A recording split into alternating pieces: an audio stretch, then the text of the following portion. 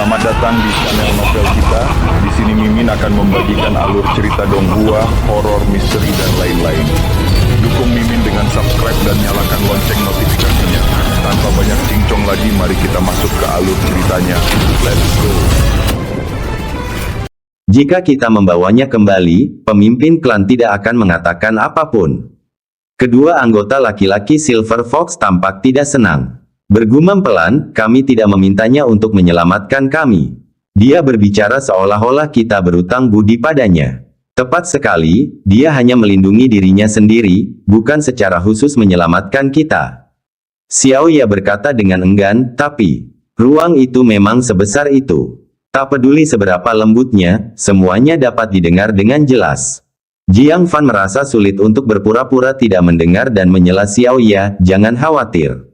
Aku tidak pernah berencana untuk pergi ke tempat perlindungan suku rubah perakmu. Selir Yunxia mungkin juga ada di sana. Bahkan jika dimohon untuk pergi, Jiang Fan mungkin menolak. Namun mereka tetap tampak tidak mau. Seorang anggota Silver Fox laki-laki mencibir. Tentu saja orang akan mengatakan itu setelah ditolak. Kita berangkat. Xiao Ya tidak berdaya. Dia hanya bisa berulang kali membungkuk meminta maaf kepada Jiang Fan, sambil mengikuti kedua temannya keluar dari terowongan dengan tenang. Kemudian berpegangan erat pada kaki Qingshan, bergegas menuju tempat perlindungan suku rubah perak. Seluruh perjalanan aman. Pada suatu giliran, tiba-tiba, sebuah sinar nyasar, tanpa peringatan, menembus Qingshan, menyerempet di atas kepala mereka. Fluktuasi jiwa baru lahir yang kuat yang terkandung dalam sinar itu langsung menjatuhkan mereka bertiga ke tanah. Xiao Ya adalah yang paling dekat. Terkena fluktuasi itu, organ-organ dalamnya hancur, dan dia terlempar keluar sambil menjerit, memuntahkan darah tanpa henti. Sepertinya dia tidak akan bertahan lama.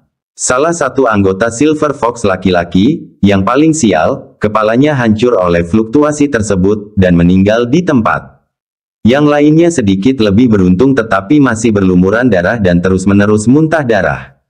Terkapar di tanah, tidak bisa bergerak. Tampaknya dia juga tidak akan bertahan lama. Si Cham tersentak, bukankah ini terlalu berbahaya? Dalam sekejap, terjadi satu kematian dan dua luka serius. Jiang Fan mengerutkan kening, menatap langit warna-warni yang semakin berkelap-kelip. Pertarungan tampaknya makin sengit. Kecuali di bawah tanah, tidak ada tempat yang tampak aman. Sambil menggertakkan giginya sedikit, Jiang Fan berkata, evakuasi tempat ini.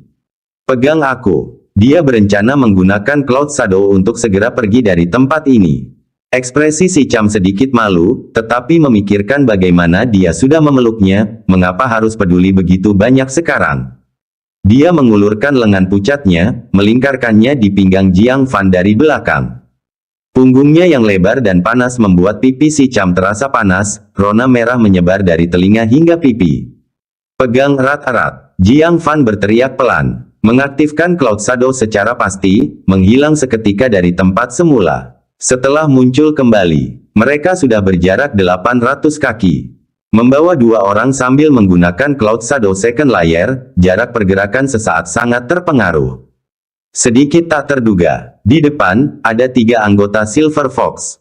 Setelah memikirkannya, Jiang Fan menghampiri Xiao Ya yang sudah sekarat. Mengambil pil revitalisasi dan memberikannya padanya. Anggaplah dirimu beruntung. Jika Cloud Shadow tidak melewati mereka secara langsung, Jiang Fan tidak akan kembali untuk menyelamatkannya. Dengan kekuatan pengobatan yang kuat, Xiao Ya berhasil bertahan hidup. Dengan mata penuh rasa terima kasih, dia berkata, terima kasih, Tuan Muda Jiang. Jiang Fan mengangguk, sekali lagi menggunakan Cloud Shadow, berkata, jaga dirimu baik-baik. Xiao Ya memohon, Tuan Muda Jiang, bisakah kau membawaku ke tempat perlindungan? Pertarungan para ahli jiwa baru lahir sungguh mengerikan. Dia tidak menyangka dia bisa sampai ke tempat perlindungan hidup-hidup. Jiang Fan sedikit mengernyit, sekarang bukan saatnya menjadi orang baik atau menjadi pahlawan. Memberinya pil revitalisasi sudah luar biasa baiknya.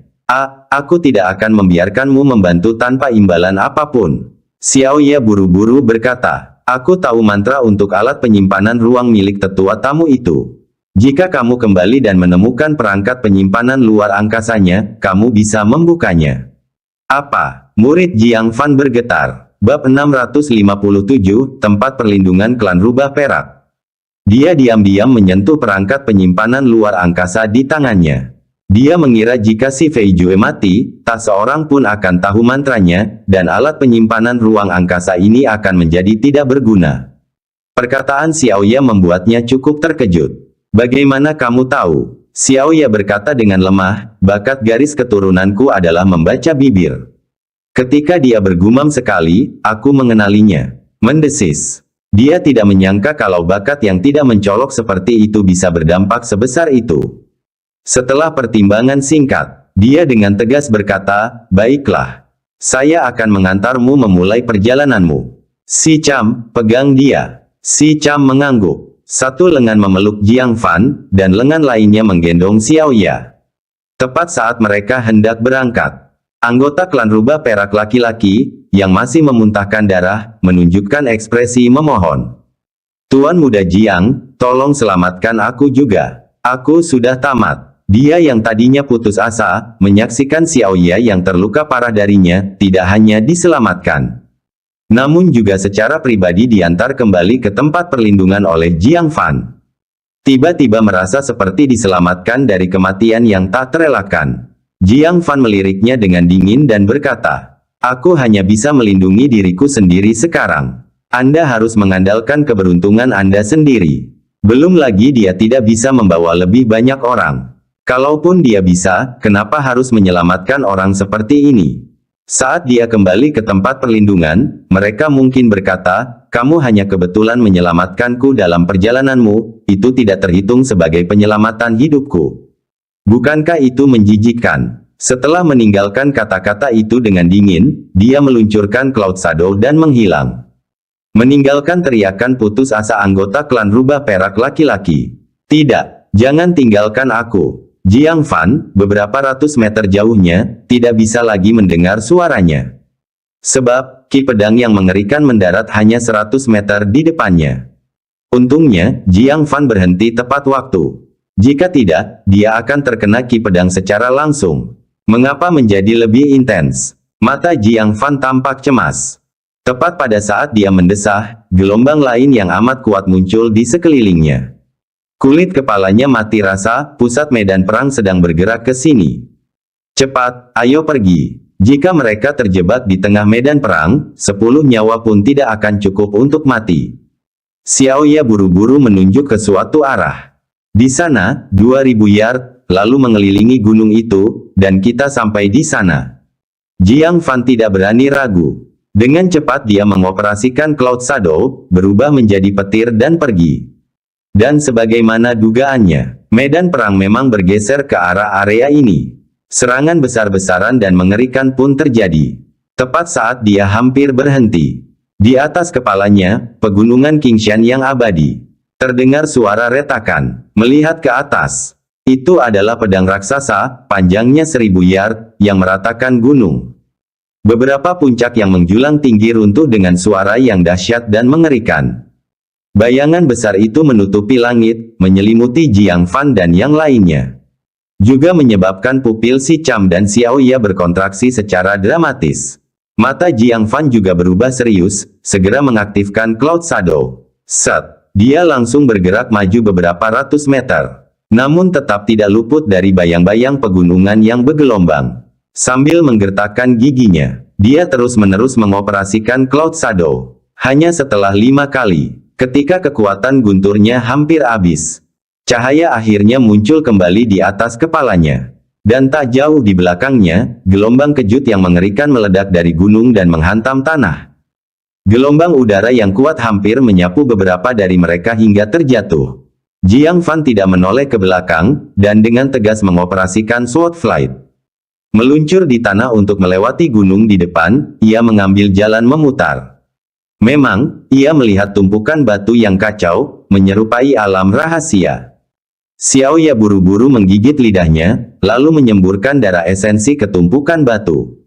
Gemuruh, tumpukan batu itu terbelah, mengungkapkan adanya lorong menuju bawah tanah.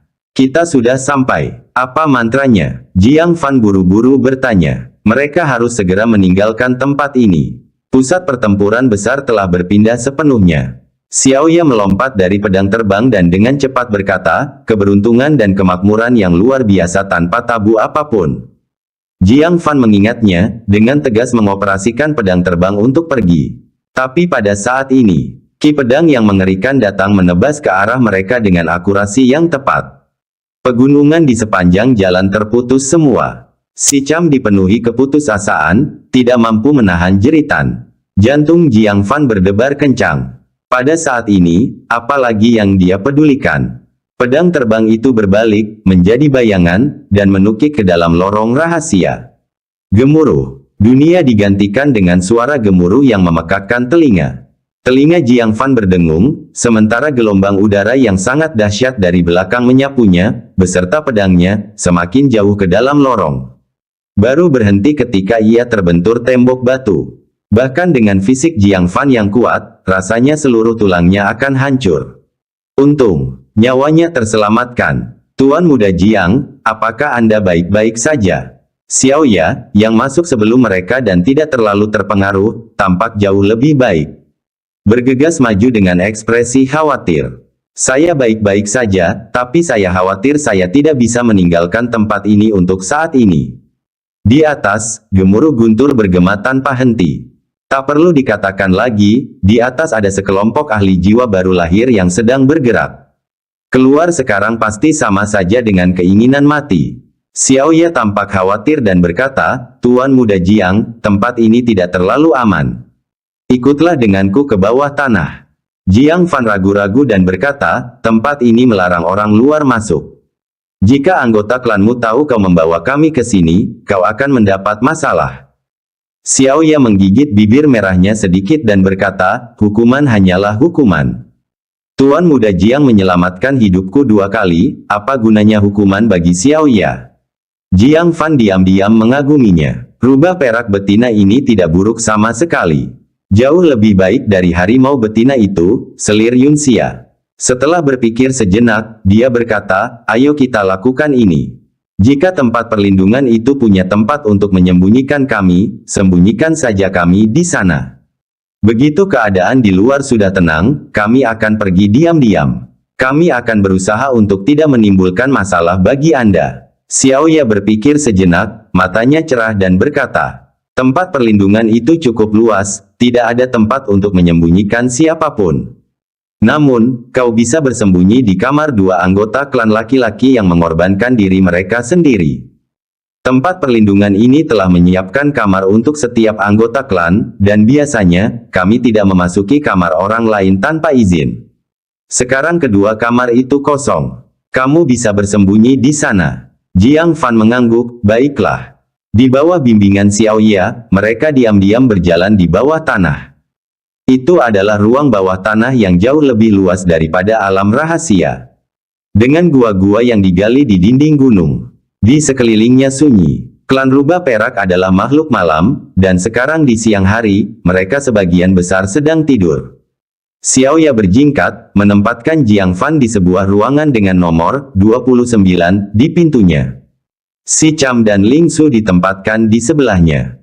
Dia membuat gerakan untuk diam, lalu kembali masuk ke dalam guanya sendiri.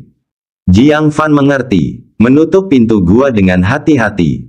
Dia tidak berani berbicara atau berkultivasi, untuk mencegah munculnya fluktuasi kekuatan spiritual yang dapat membahayakan klan Rubah Perak. Karena tidak ada hal lain yang dapat dilakukan. Dia hanya bisa beristirahat. Beruntungnya di dalam gua itu, ada tempat tidur besar yang empuk. Setelah menanggalkan pakaiannya, dia berbaring dengan nyaman. Mendengarkan suara samar pertempuran dari atas, dia merasa benar-benar damai. Bahkan para ahli jiwa baru lahir, tidak peduli seberapa kuatnya, tidak dapat menembus bumi yang begitu dalam. Saat pikirannya mulai rileks, gelombang rasa kantuk pun menghampirinya. Untuk menerobos tingkat kelima pembentukan inti, ia telah berlatih tanpa henti selama 7 hari, ditambah pertempuran besar lainnya setelah terobosan tersebut. Kelelahan mentalnya sangat besar. Dengan mata terpejam, dia tertidur lelap. Sementara itu, di gua pemimpin klan, pintu tiba-tiba terbuka, dan sesosok tubuh lelah berpakaian putih salju berjalan keluar. Di bawah cahaya remang-remang, wajah kurusnya tampak halus dan cantik. Seperti makhluk surgawi yang berjalan di antara manusia. Di dalam gua, suara lemah seorang wanita tua bergema. Kamu telah bekerja keras, menyelamatkan anggota klan dan merawat wanita tua tak berguna ini. Yunxia menggelengkan kepalanya dan berkata lembut, tidak apa-apa. Hanya butuh sedikit istirahat. Pemimpin klan meminta maaf. Ting Dewa di kamarku malam ini untuk beristirahat. Sejak kau bergabung dengan Istana Kaisar Iblis, kamarmu terbengkalai dan tak terpakai. Yunxia melambaikan tangannya, tidak masalah. Bukankah ada 3 anggota klan yang ditangkap? Malam ini, aku akan meminjam salah satu gua mereka untuk sementara waktu. Dengan itu, dia terhuyung-huyung menuju pintu masuk gua. Menatap angka 29 di pintu. Lalu mendorongnya hingga terbuka dan melangkah ke dalam ruangan gelap gulita. Bab 658, kaulah yang tidur denganku. Dia mengangkat jarinya dan menyalakan api. Lalu dengan cepat meniupnya lagi. Langsung tidur saja. Belum terlambat untuk menyegarkan diri besok pagi. Dia mengusap kepalanya yang kusut. Setiap hunian gua dilengkapi perabotan yang sama. Tanpa menunggu, dia dengan cekatan berjalan menuju tempat tidur. Dia menanggalkan pakaiannya dan berbaring dengan lelah di tempat tidur. Kelelahan melandanya, dan dia segera tertidur lelap. Malam itu, tidurnya gelisah. Sepanjang malam, dia bingung antara mimpi dan kenyataan. Dalam mimpinya, seseorang kadang-kadang membelai punggungnya, kadang-kadang memeluk pinggangnya, kadang-kadang memegang dadanya. Membuatnya berguling-guling, mencoba melarikan diri. Tetapi setiap kali dia berganti posisi, orang itu memeluknya lagi. Dia tersiksa oleh mimpi memalukan ini sepanjang malam. Saat bangun, kepalanya masih mengantuk. Matanya merah. Ada apa denganku? Mengapa aku bermimpi seperti itu? Saat kesadarannya berangsur-angsur hilang, wajahnya yang seperti peri secara alami memerah karena sedikit rasa tidak nyaman. Terutama ketika mengingat tangannya yang terbakar dan sensasi nyata saat tangan itu meluncur di kulitnya. Itu membuat wajahnya semakin merah. Sungguh memalukan, memiliki mimpi seperti itu. Dia menjulurkan lidahnya pelan, berusaha untuk tidak memikirkannya. Tetapi dia tidak dapat menahan diri untuk mengingat perasaan tangan itu yang memegang dadanya dan bermain dengan bebas. Perasaan aneh itu membuatnya malu dan agak teringat. Ya ampun, Yunxia, apa kau gila? Bagaimana kamu bisa memikirkan hal-hal ini? Apakah kau telah dirusak oleh Jiang Fan itu? Dia pun sadar, lalu mengusap-usap wajahnya dengan jari-jarinya untuk membangunkan dirinya. Tidak usah memikirkan mimpi memalukan itu lagi. Mungkin menggosok wajahnya efektif, atau mungkin nama Jiang Fan mengalihkan perhatiannya.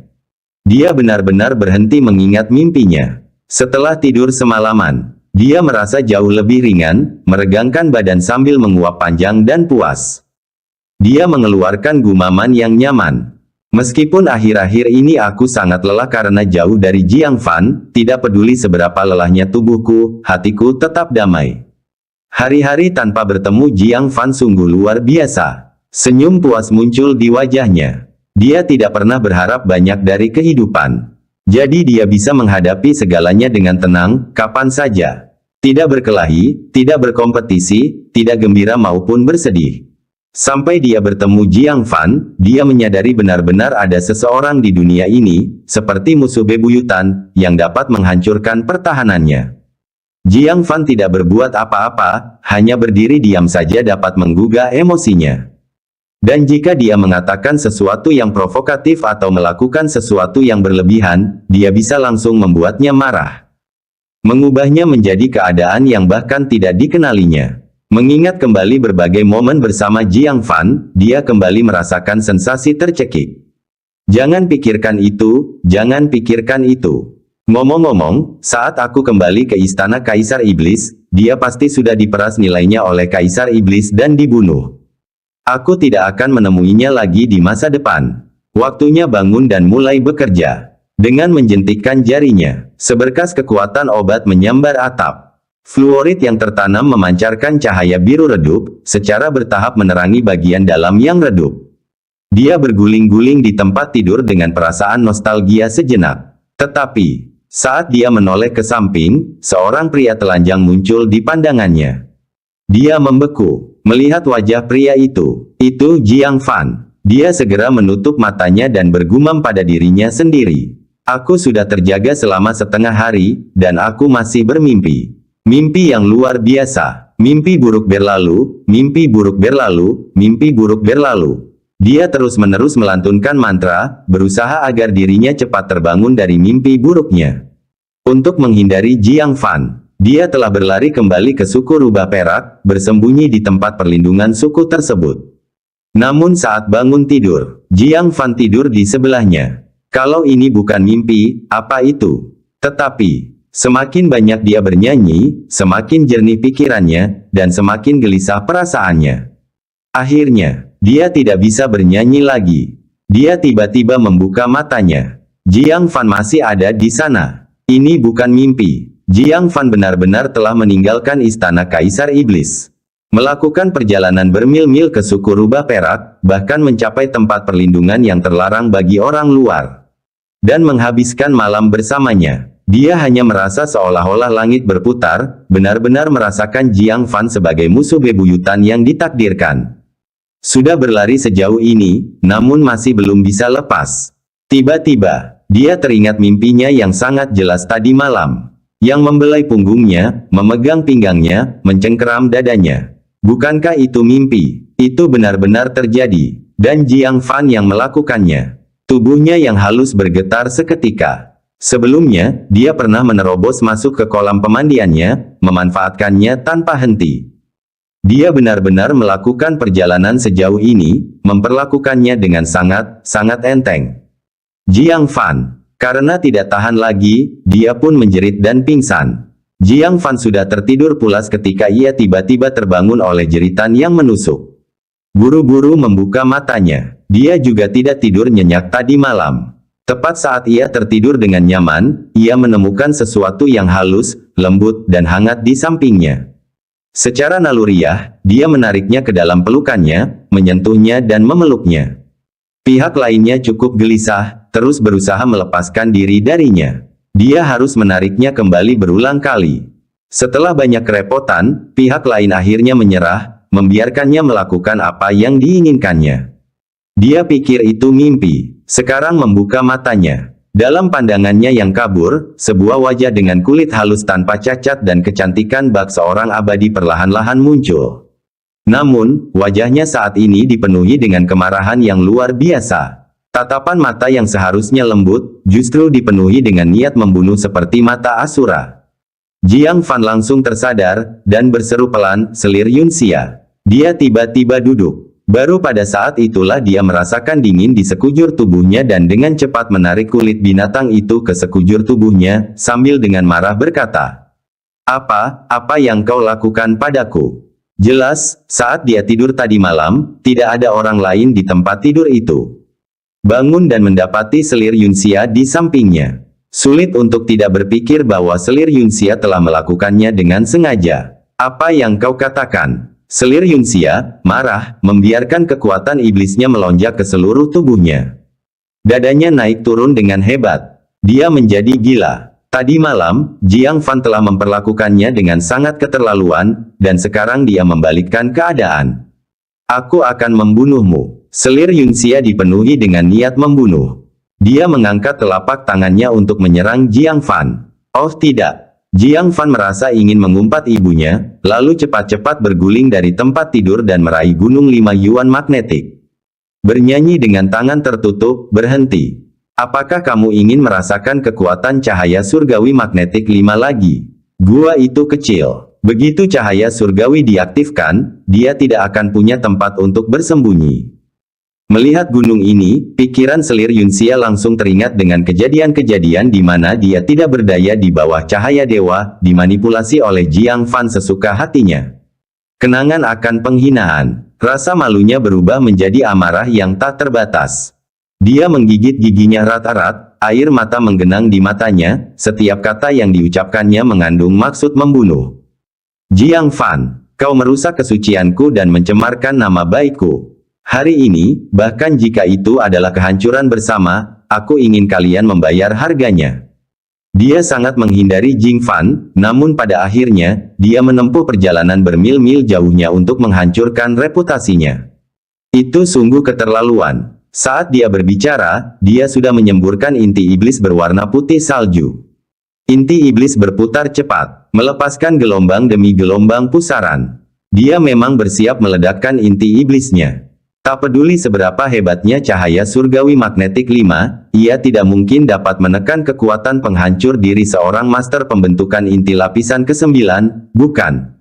Wanita gila. Jiang Fan dengan marah melepaskan tusukan yang mengguncang jiwa. Ah! Selir Yunxia menjerit kesakitan, jiwanya sempat linglung.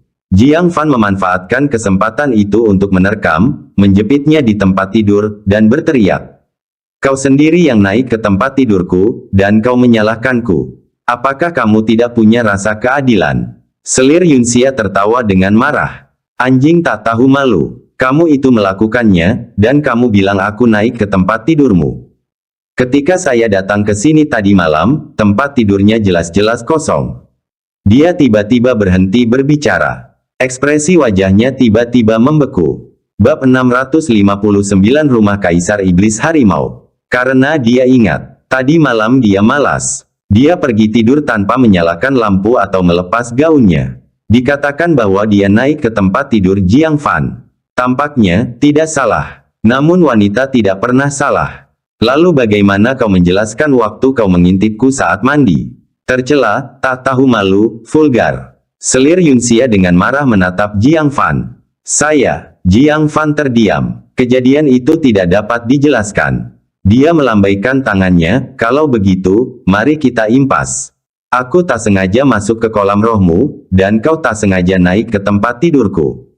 Tidak ada satupun dari kita yang menderita kerugian. Singkirkan inti iblismu. Selir Yunxia menggerakkan pergelangan tangannya yang dipegang erat oleh Jiang Fan, dan berkata, lalu kenapa kamu tidak melepaskannya?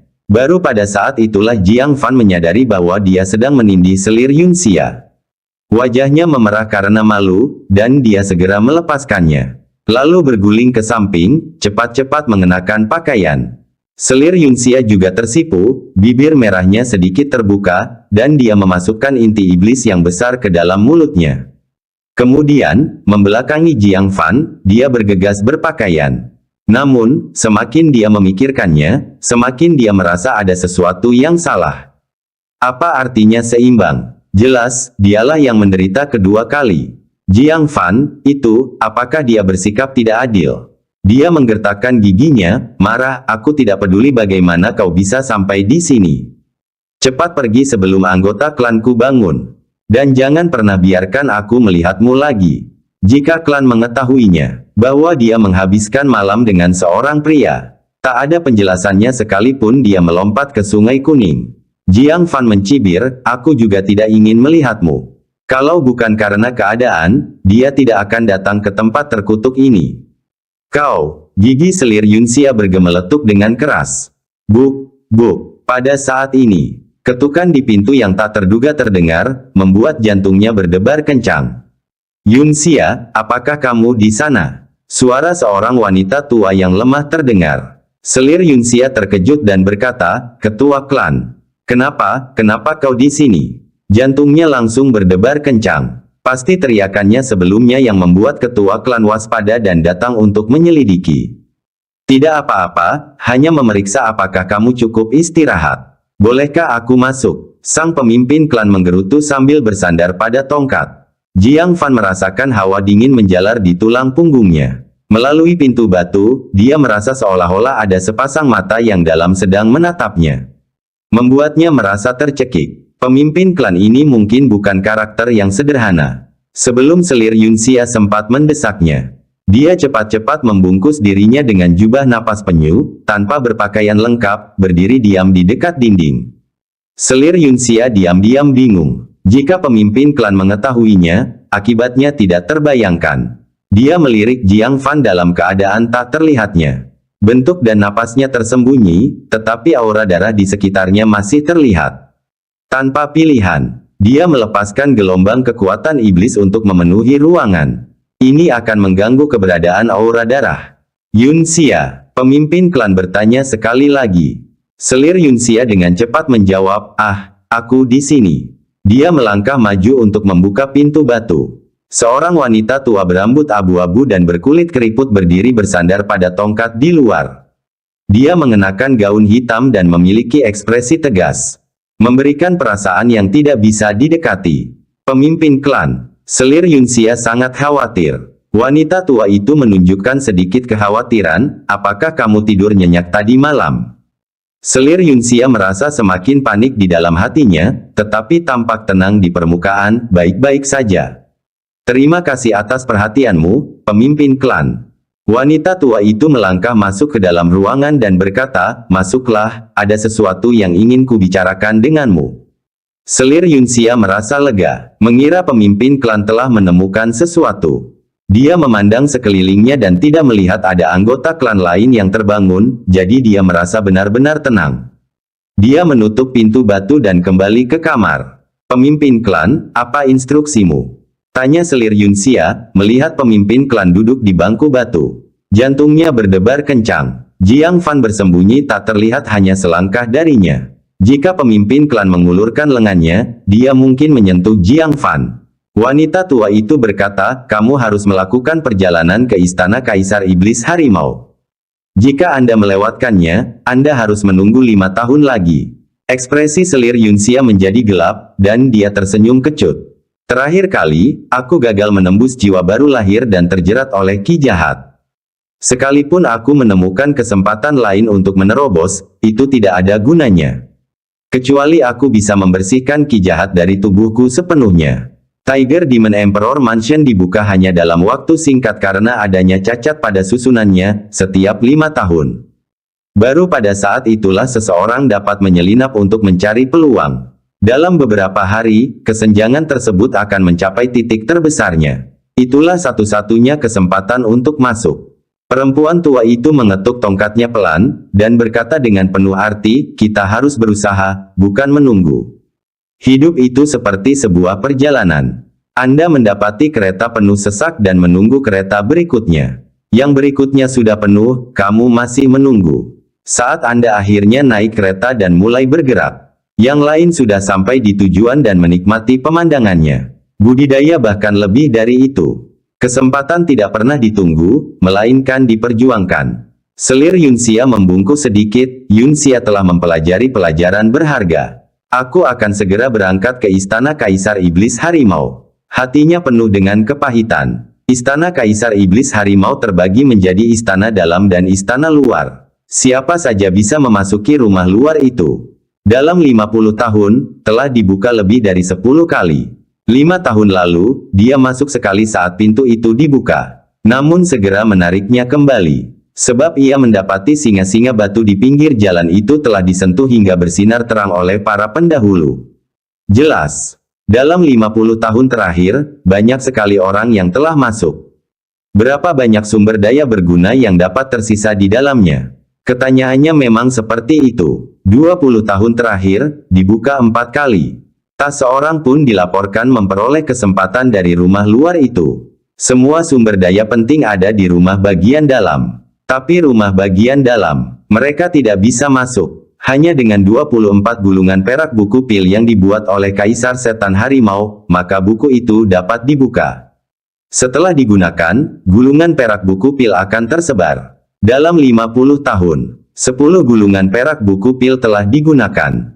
10 sisanya telah lama lenyap di tengah kekacauan sejarah selama 1 abad. Wanita tua itu mengangguk sedikit. Dia mengambil sebuah benda yang dibungkus kain merah dari dadanya. Manusia menaklukkan alam. Karena kamu berani mencoba, barang ini tidak akan terbuang sia-sia. Ambillah. Selir Yunxia berhenti sejenak, lalu mengambilnya, merasakan beratnya. Dia membuka kain merah itu. Yang menarik perhatiannya adalah sepotong logam berwarna keperakan, bersinar dengan indah. Seukuran telapak tangan, memancarkan cahaya keperakan. Diukir dengan karakter ras iblis. Apalagi kalau bukan gulungan perak buku pil. Gulungan perak buku pil. Selir Yunxia bertanya dengan tidak percaya. Pemimpin klan, bagaimana mungkin ada gulungan perak buku pil di dalam klan kita? Siapa yang memberikannya? Gulungan perak buku pil ini jelas bukan milik klan rubah perak. Kalau tidak, 5 tahun lalu saat dibuka, dia tidak akan mendesah menyesal. Wanita tua itu berkata dengan suara serak, sosok tinggi dari istana Kaisar Iblis. Selir Yunxia segera menjadi waspada, tokoh tinggi yang mana? Mengapa memberikan klan kita benda yang begitu berharga? Jika gulungan perak buku pil digunakan dengan benar, itu dapat mengubah nasib klan. Jika takdir surgawi ditemukan, kebangkitan yang mirip dengan Kaisar Iblis di masa lalu dapat terjadi lagi. Mungkin akan muncul Kaisar Iblis kedua di ras Iblis. Mata wanita tua itu tenang dan dalam. Tidak perlu khawatir, dia tidak punya niat jahat terhadap kita. Tentu saja, dia juga tidak punya niat baik tertentu. Ambil saja dan gunakan. Selir Yunxia memikirkannya, lalu dengan sungguh-sungguh menyelipkannya ke dadanya dengan penuh kegembiraan. Ini bukan sekedar gulungan perak buku pil. Itu juga harapannya untuk upaya kedua mencapai Nas Chen Sol. Batuk, batuk. Wanita tua itu tiba-tiba terbatuk keras, dan keluarlah sedikit darah segar. Ekspresi selir Yunxia berubah, dia berkata, silakan tunggu, pemimpin klan. Aku akan mengambil obat dari kamarmu sekarang. Dia segera pergi. Wanita tua itu memperhatikan sosoknya menghilang di kejauhan. Dia perlahan-lahan menoleh, mengamati udara di sampingnya, dan berkata dengan suara serak. Sekarang, sudah waktunya kita bicara, anak muda. Bab 660 dia milikmu sekarang. Jantung Jiang Fan berdebar kencang. Setelah terdiam sejenak, dia dengan berat hati melepaskan jubah napas penyu. Dengan senyum masam tipis, dia berkata, "Senior, matamu tajam. Apakah kau melihat melalui penyembunyianku di sini sejak awal?" Untuk beberapa alasan, tatapan mata wanita tua itu memberinya perasaan seolah-olah dia benar-benar terekspos. Rasanya seolah-olah dia bisa melihat menembusnya. Wanita tua itu terkekeh serak. Apakah aku masih perlu melihat? Aku tahu saat kamu tiba kemarin. Apa? Pupil mata Jiang Fan mengecil. Mereka pikir mereka bersembunyi di sini tanpa meninggalkan jejak. Sebenarnya, kepala klan rubah perak sudah mengetahuinya selama ini. Dia tampak bingung, lalu mengapa kamu tidak menangkap kami? Ini adalah wilayah terlarang klan rubah perakmu, orang luar dilarang masuk. Wanita tua itu berkata dengan acuh tak acuh, kami tidak pernah melarang orang luar masuk. Hanya saja belum pernah ada orang luar yang mendapat kepercayaan dari anggota klan kami untuk dibawa ke sini. Kamu harus menjadi yang pertama. Kurasa kau menyelamatkan nyawa Xiaoya. Jiang Fan merasakan hawa dingin di hatinya. Kepala suku rubah perak ini memang orang yang bijaksana. Dia segera menenangkan diri dan menjawab, iya. Kami bertemu dengan orang-orang dari gedung kelas 1 Jiangsan, dan berkat keberuntungan, kami berhasil menyelamatkan mereka. Sayangnya, perjalanan itu berbahaya, dan hanya berhasil membawa Xiaoya kembali dengan selamat. 2 anggota klan lainnya meninggal dalam perjalanan. Wanita tua itu menatap Jiang Fan dengan tatapan penuh arti. Dengan sedikit keberuntungan, anggap saja begitu. Jelas. Dia menduga bahwa tindakan Jiang Fan menyelamatkan 3 anggota klan bukanlah dalam arti penyelamatan secara langsung. Kemungkinan besar dia membunuh orang dari gedung kelas 1 Jiangsan. Namun dia tidak menunjukkannya. Dia mengangguk sedikit, wanita tua ini adalah kepala klan rubah perak, Jiu Yinzu, dan atas nama klan rubah perak, saya berterima kasih kepada Tuan Muda Jiang. Hah! Jiang Fan terkejut, kau kenal aku? Jiu Yinzu menggelengkan kepalanya sedikit, aku tidak mengenalmu. Tapi aku kenal Raja Iblis Pesona Laut. Jika dia secara pribadi menjaga seseorang, itu pasti Jiang Fan dari klan manusia yang baru-baru ini terkenal, kan? Namun, Raja Iblis Pesona Laut tampaknya tidak menjagamu. Sebaliknya, kalian tampak seperti tuan dan pelayan. Kamu sebagai tuan, dia sebagai pembantu. Pupil mata Jiang Fan kembali mengecil. Sungguh wawasan yang tajam. Hubungan antara dia dan si Cham terlihat jelas dengan jelas. Ekspresinya menjadi tidak yakin. Setelah beberapa saat, dia kembali tenang. Jiu Yinzu terkekeh serak, mengapa kamu tidak bertindak? Rahasiamu terbongkar, seharusnya kau membungkam para saksi, kan? Jiang Fan menangkupkan kedua tangannya dan berkata, karena senior Jiu mengatakannya dengan jujur, berarti kau memiliki kekuatan absolut dan tidak takut aku membungkam para saksi. Atau kamu tidak bermaksud jahat. Oleh karena itu, tidak perlu bertindak. Jiu Yinzu sedikit mengangguk, menunjukkan tanda persetujuan. Seperti yang diharapkan dari pria yang memanfaatkan Yunxia. Cukup pintar, wanita tua ini senang berbicara dengan orang sepertimu. Pada saat ini, selir Yunxia datang sambil membawa kendi obat. Dia melihat Jiu Yinzu dan Jiang Fan berbicara sekilas, dan hatinya langsung tenggelam. Dia malu, berharap bumi menelannya. Dia menundukkan kepalanya dan berkata, "Pemimpin klan, maafkan aku, Yunxia telah mempermalukanmu dan klan iblis rubah." Dengan ditemukannya Jiang Fan, tidak diperlukan lagi penjelasan apapun. Dia sudah bisa membayangkan kekecewaan di wajah pemimpin klan saat ini. Mulut Jiang Fan berkedut saat dia berkata, "Cukup, saat kamu datang ke kamarku tadi malam, senior Jiu sudah tahu." Ah, mata selir Yunxia melebar. Pemimpin klan, tidak ada yang tidak murni antara dia dan aku. Saya tidak sengaja memasuki kamarnya. Jiu Yinzu melambaikan tangannya dengan acuh tak acuh. "Tutup pintunya, minggir dan jangan bicara. Tidak bisakah dia mengetahui karakter Yunxia? Tidak perlu penjelasan apapun." Jiang Fan menyentuh hidungnya, merasa agak bingung. "Senior, mengapa kamu tidak menghentikannya kemarin? Apakah kamu tidak takut sesuatu yang tidak terduga mungkin terjadi?" Jiu Yinzu tidak menjawab secara langsung. Sebaliknya, dia bertanya, "Apa pendapatmu tentang Yunxia?" Jiang Fan mengerutkan kening, karakternya memang agak kurang, tapi selain itu, dia bagus. Selir Yunxia langsung kesal mendengar ini. "Kecil, kapan aku pernah kehilangan kesabaran yang bukan disebabkan olehmu? Dan kau masih berani bilang aku pemarah. Apakah hal-hal yang Anda lakukan itu mungkin dilakukan oleh manusia?" Dia hendak berbicara ketika tatapan Jiu Yinzu membuatnya terdiam. "Baguslah." Jiu Yinzu mengangguk pelan, "Kalau begitu wanita tua ini akan memberimu kesempatan untuk memilikinya. Apakah kamu menginginkannya?" "Ah." Selir Yunxia tercengang. "Omong kosong macam apa ini?" Jiang Fan terkejut, pikirannya kacau, dan berkata, "Apa yang dikatakan senior, saya tidak mengerti. Kata-kata ini benar-benar datang dari kepala klan rubah perak. Atau apakah saya salah memahami arti dari have her?" Jiu Yinzu berkata dengan acuh tak acuh, "Tidurlah dengannya." "Cukup jelas, kan?" Puff. Jiang Fan hampir saja memuntahkan seteguk darah tua. Dia segera berkata, "Jangan bercanda, senior. Tidur dengan selir Yunxia, istri Kaisar Iblis. Itu seperti meminta kematian." Jiu Yinzu berkata dengan acuh tak acuh, "Aku tidak pernah bercanda dengan orang lain. Bantu wanita tua ini dengan sesuatu. Yunxia akan menjadi milikmu. Apakah kamu mengambilnya sebagai istri, selir, atau hanya tidur dengannya, itu terserah kamu." Pemimpin klan. Selir Yunxia sudah memerah karena malu, menghentakkan kakinya dengan cemas.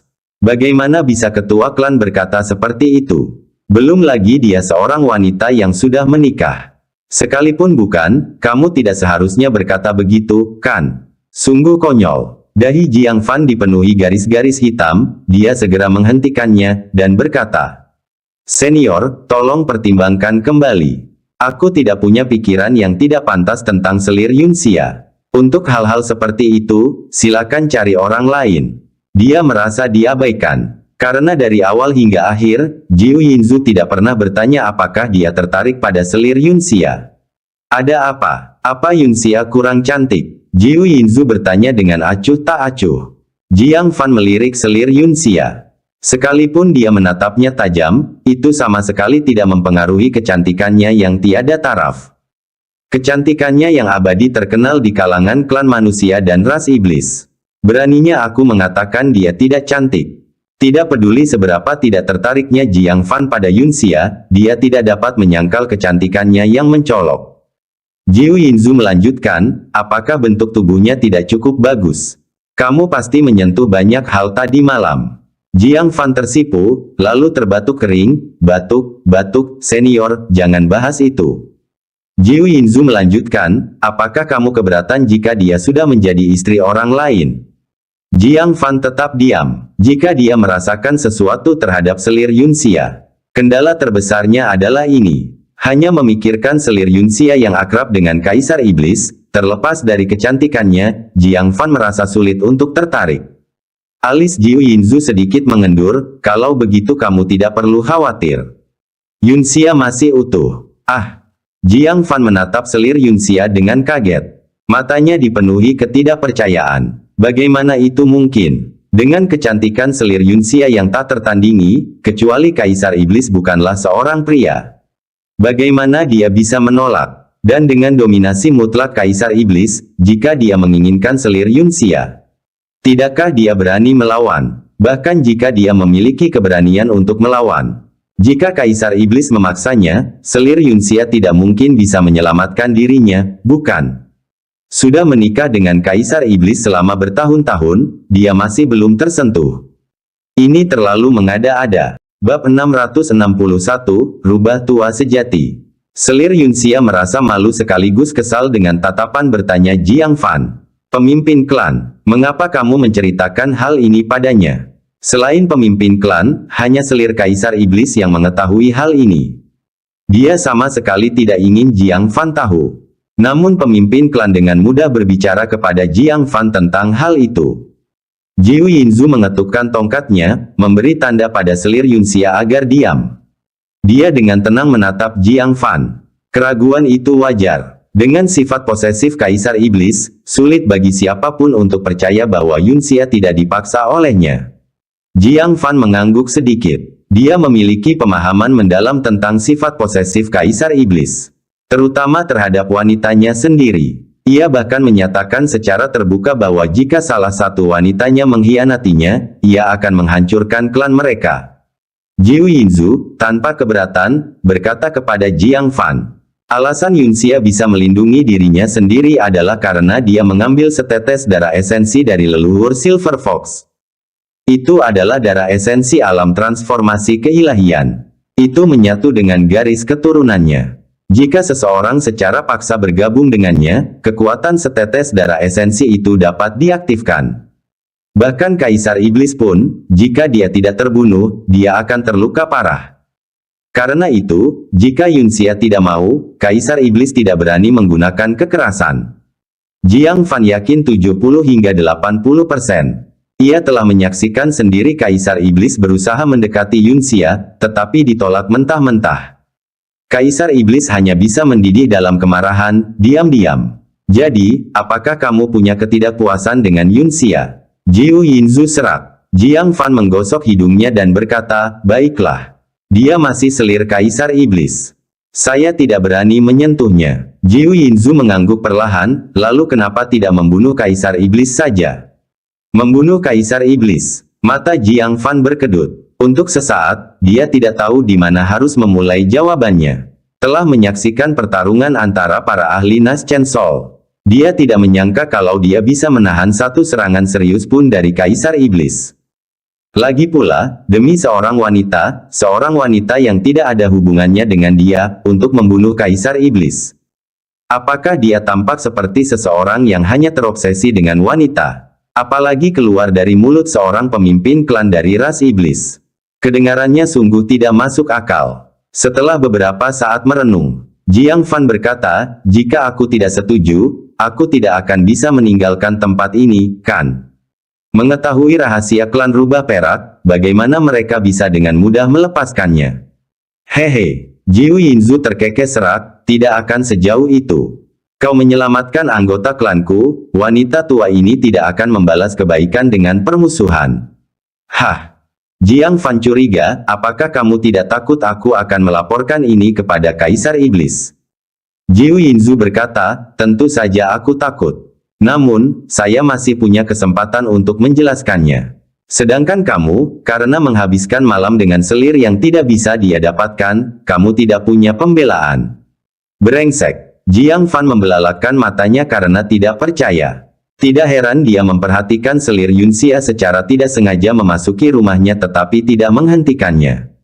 Ternyata dia sedang menunggu momen ini. Jika Kaisar Iblis tahu tentang masalah ini, bahkan jika Jiang Fan bersembunyi di paviliun mekanisme surgawi, dia akan datang untuk membunuhnya. Adapun kesempatan untuk menjelaskan. Jika Kaisar Iblis sedang dalam suasana hati yang baik, dia mungkin akan mengizinkan Jiang Fan menjelaskannya di dunia bawah. Benar-benar rubah tua yang licik. Jiang Fan tak dapat menahan diri untuk bergumam. Jiu Yinzu tidak marah, dan senyum tipis muncul di wajah tuannya yang keriput. Jadi, apakah kamu ingin mencobanya? Jika kebetulan kau benar-benar membunuh Kaisar Iblis, Yunxia akan menjadi milikmu. Jiang Fan melengkungkan bibirnya. Senior, tolong berhenti menggunakan Yunxia sebagai alat tawar-menawar. Jika bahkan Kaisar Iblis tidak bisa memilikinya, apa peluangku? Sebuah visi yang tidak mungkin tercapai. Bahkan seekor anjing pun tidak menginginkannya. Jika ada kesempatan untuk membunuh Kaisar Iblis, aku akan mencobanya. Tapi tidak untuk klan rubah perakmu, dan tentu saja tidak untuk selir Yunxia manapun. Aku akan melakukannya demi klan manusiaku. Di Gunung Batas, para pengikut 9 sekte yang gugur itu masih terekam jelas dalam ingatan Jiang Fan. Hutang darah ini, Kaisar Iblis tidak bisa lepas dari tanggung jawab. Jiu Yinzu tersenyum, tidak peduli niat awalmu. Kita telah mencapai tujuan yang sama melalui jalan yang berbeda, kita sekarang adalah sekutu. Sebagai sekutu, aku akan memberimu hadiah kecil. Dia menatap selir Yunxia. Mulut Jiang Fan berkedut, dan dengan cepat menyela. Saya tidak tertarik pada wanita yang kejam ini. Berhentilah menggunakannya sebagai alat tawar-menawar. Selir Yunxia tidak tahan lagi, menggigit gigi peraknya sambil berkata, selain kamu, kepada siapa lagi aku telah melakukan kekerasan? Kamu seharusnya memikirkan kenapa kamu begitu menyebalkan. Jiang Fan mengangkat bahu, apa yang membuatku menyebalkan? Saat pertama kali pemimpin klanmu bertemu denganku, dia mengungkapkan niat hatinya yang sebenarnya, mendiskusikan rencana besar untuk membasmi Kaisar Iblis denganku. Kamulah yang seharusnya merenungkan dirimu sendiri. Kamu, selir Yunxia sangat marah hingga alisnya berkerut. Jika pemimpin klan tidak ada di sini, dia akan membuat Jiang Fan merasakan pukulan besi. Jiu Yinzu melirik selir Yunxia yang tidak biasa dengan penuh arti. Dia samar-samar menyadari sesuatu. Dia dengan suara serak menyela pertengkaran mereka berdua, Tuan Muda Jiang. Kau pernah mendengar tentang rumah Kaisar Iblis Harimau yang kusebutkan sebelumnya? Tidak perlu bagi wanita tua ini untuk menjelaskannya lebih lanjut. Sebagai hadiah untuk pertemuan sekutu, aku mengizinkanmu menemani Yunxia ke rumah dalam sekali. Gulungan perak buku pil memperbolehkan 2 orang untuk masuk. Membawamu sendirian sudah cukup. Jiang Fan mengerutkan kening, kediaman Kaisar Iblis Harimau tidak memiliki banyak keuntungan bagi klan manusiaku, kan? Jiu Yinzu berkata dengan tenang. Untukmu, mungkin tidak, tapi untuk mantra laut. Apa, kau akan menolak kesempatan untuk memiliki budak Kaisar Iblis? Jiang Fan terdiam. Rubah tua ini benar-benar ahli dalam persuasi. Jika kesempatan untuk menjadi Kaisar Iblis dapat diperoleh dengan mudah, ras Iblis tidak akan hanya memiliki satu Kaisar Iblis. Namun, ini juga mengingatkannya, mantra laut sudah berada pada lapisan ke-9 kesempurnaan pembentukan inti. Jika diberi kesempatan, dia dapat mencoba menerobos ke alam Kaisar Iblis.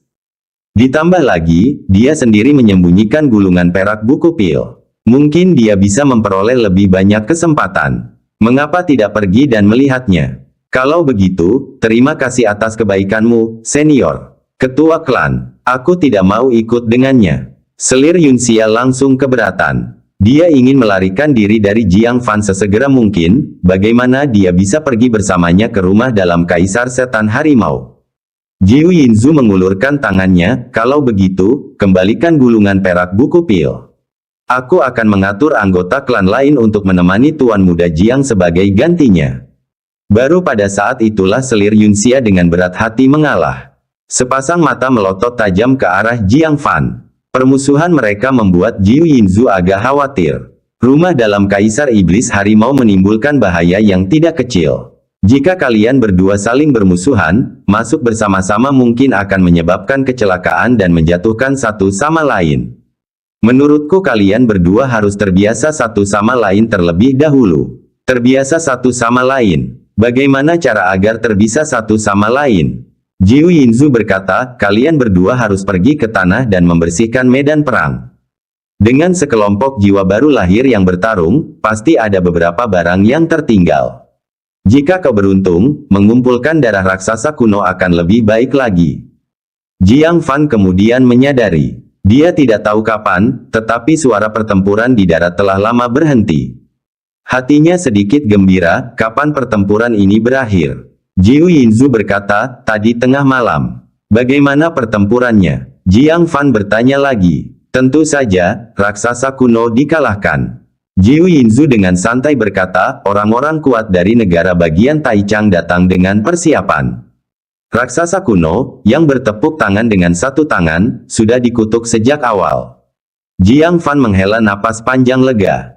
Dia tahu betul kehebatan raksasa kuno. Jika dibiarkan begitu saja di benua itu, akibatnya tidak akan terbayangkan. Namun, sekarang pergi dan menjelajahi medan perang. Memikirkan biksu muda yang sedang mencarinya di seluruh dunia untuk mengubahnya menjadi agama Buddha. Dia menggigil karena bulu kuduknya berdiri. Para ahli jiwa baru asing itu tidak baik hati. Mereka mungkin sedang membersihkan medan perang sekarang. Naik sekarang memang seperti mencuri dari mulut harimau. Jiu Yinzu menopang dirinya dengan tongkatnya dan perlahan berdiri. Dengan senyum misterius, dia berkata, jika kau bertemu dengan jiwa baru asing saat ini, wanita tua ini seharusnya mengucapkan selamat kepadamu. Keberuntungan besarmu telah tiba. Bab 662 Biro Kintian. Jiang Fan menunjukkan ekspresi bingung. Apa artinya ini? Jiu Yinzu berkata perlahan, jiwa-jiwa yang baru lahir dari alam luar, mereka membawa mayat raksasa kuno itu kembali semalaman. Perjalanan mereka ke sini hanya untuk mayat raksasa kuno itu. Akhirnya, ketika tiba saatnya untuk membagi rampasan perang. Kecuali ada keadaan khusus, siapa yang akan tinggal? Mereka datang untuk mayat raksasa kuno itu. Jiang Fan terkejut. Namun setelah dipikir-pikir lagi, hal itu masuk akal lagi. Selalu ada orang yang ingin membunuh, tetapi tidak ada seorang pun yang ingin melakukan bisnis yang merugikan. Begitu banyak ahli jiwa baru lahir, menyeberangi lautan luas, mengeluarkan energi, mana, dan bahkan berbagai pil roh dan harta ajaib dengan biaya yang tidak sedikit. Itu tidak bisa didorong hanya oleh rasa keadilan, bukan. Pasti ada keuntungan besar yang mendorong tindakan mereka. Apa gunanya mayat raksasa kuno itu? Jiang Fan bertanya dengan rasa ingin tahu. Memikirkan hal itu bisa menarik begitu banyak ahli jiwa baru lahir, berani mengambil risiko hanya untuk membunuh raksasa kuno itu. Mata Jiu Yinzu menunjukkan sedikit rasa iri, untuk ditukar dengan harta. Pertempuran besar di zaman kuno mungkin sudah berakhir. Namun sisa-sisa raksasa kuno masih ada di sana-sini. Maka, para resi dari berbagai klan mendirikan Biro Kintian di mana-mana. Biro Kintian mengeluarkan misi hadiah sepanjang tahun. Kontennya adalah untuk memburu sisa-sisa raksasa purba. Biro Kintian, mata dan telinga Jiang Fan menjadi segar. Sambil menggosok dagunya, dia berkata, untuk menarik segerombolan ahli jiwa baru lahir, hadiahnya pasti sangat besar, kan? Jiu Yinzu berkata, beberapa dekade yang lalu, seorang seniman bela diri lapisan ke-9 formasi inti yang sangat beruntung. Membawa kembali raksasa kuno yang setengah mati untuk mengklaim hadiah. Sebulan kemudian, orang-orang mulai dengan hormat memanggilnya seorang guru. Jiang Fan dan selir Yunxia sama-sama tercengang. Mayat raksasa kuno membawa terobosan ke jiwa baru lahir. Jiang Fan langsung kehausan dan mulutnya kering. Raksasa kuno bernilai sebesar itu. Itu tak terbayangkan nilainya. Jadi, kau mengerti mengapa jiwa-jiwa baru lahir dari alam luar itu bergegas kembali untuk mengklaim hadiah mereka. Jiu Yinzu berkata, hadiah dari Biro Kintian tidak dapat ditolak oleh para ahli jiwa baru lahir. Jika masih ada ahli jiwa baru lahir di lapangan sekarang, hanya ada satu kemungkinan. Mereka terluka sangat parah. Tidak bisa pergi meskipun mereka ingin. Jiang Fan tiba-tiba mengerti. Tidak heran Jiu Yinzu berkata bertemu dengan jiwa baru lahir alam luar adalah kesempatan besar. Siapapun yang bertahan dan tidak pergi adalah jiwa baru yang terluka parah dan hampir mati. Jika seseorang dapat menunggu sampai mereka binasa dan mengumpulkan harta karun ajaib dari tubuh mereka, membayangkannya saja sudah cukup membuat darah mengalir deras karena gembira. Mata selir Yunxia menunjukkan tatapan membara, berkata, lalu apa yang kita tunggu? Dia mengambil tindakan tegas. Jiang Fan merenung sejenak dan berkata, Senior Jiu, saat mantra laut bangun, suruh dia menemuiku. Sisik Kaisar Iblis pada Raja Iblis Jimat Laut dapat sangat berguna di saat-saat genting. Setelah berbicara, dia pun dengan tegas pergi. Keduanya mencapai permukaan, secara mengejutkan tidak lagi berselisih. Selir Yunxia berkata, kamu dan aku akan bertindak secara terpisah. Jangan melebihi jarak 1000 zang. Jika kamu dalam bahaya, aku akan menyelamatkanmu tepat waktu. Jika aku dalam bahaya, aku merepotkanmu untuk menggunakan kekuatan surgawi petir dan petir itu untuk membawaku pergi. Pada saat tertentu bahkan selir Yunxia menganggapnya berbahaya. Itu berarti menghadapi eksistensi yang tak terhentikan. Jiang Fan mengangguk. Wanita ini suka mengamuk ketika tidak ada yang bisa dilakukan. Namun secara mengejutkan dapat diandalkan ketika sesuatu terjadi. Keduanya segera bertindak secara terpisah. Melihat selir Yunxia pergi jauh, Jiang Fan segera menepuk lilin kecil yang sedang tidur di lengannya, waktunya bekerja. Lihatlah di mana ada hal-hal baik. Kilin kecil membuka matanya dengan mengantuk, bergumam mengeluh. Tidak bisakah kau biarkan aku tidur sedikit lebih lama? Bahkan sapi dan kuda pun butuh istirahat. Mulut Jiang Fan berkedut. Orang ini sudah tidur berapa hari, dan masih belum cukup istirahat. Ya, waktunya habis. Bersambung ya bos. Besok kita lanjut lagi, oke?